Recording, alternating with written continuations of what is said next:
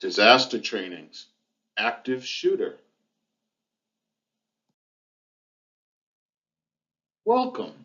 Thank you for taking this training. It is one of many trainings that are designed to help all members of the Nonotuck community prepare for the unexpected.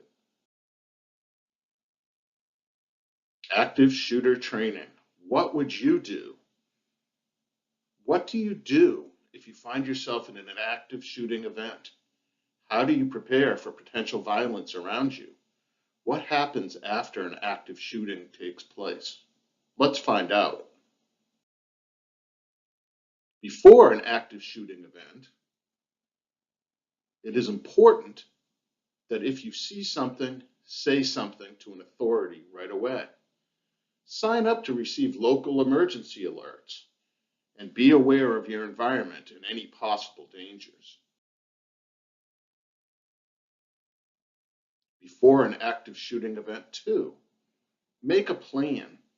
Ensure everyone knows what to do. Look for the two nearest exits everywhere you go.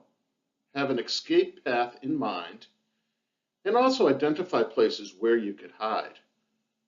Identify plans for people with disabilities or people with other access and functional needs as well. During an active shooter event, first, run and escape if possible.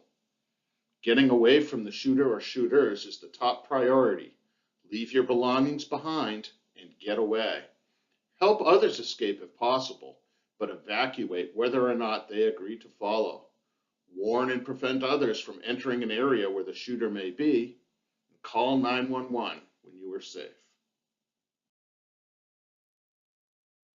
During an active shooter event, 2, hide if escape is not possible.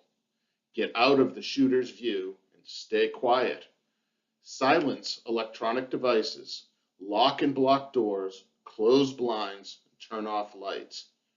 Don't hide in groups. Spread out along walls or hide separately to make it more difficult for the shooter.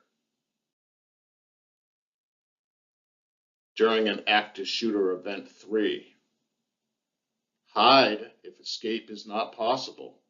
Try to communicate to police silently. Use text messages or put a sign in a window. Stay in place until law enforcement gives you the all clear.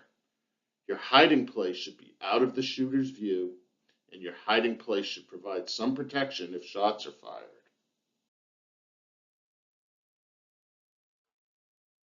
During an active shooter event, 4, fight as an absolute last resort.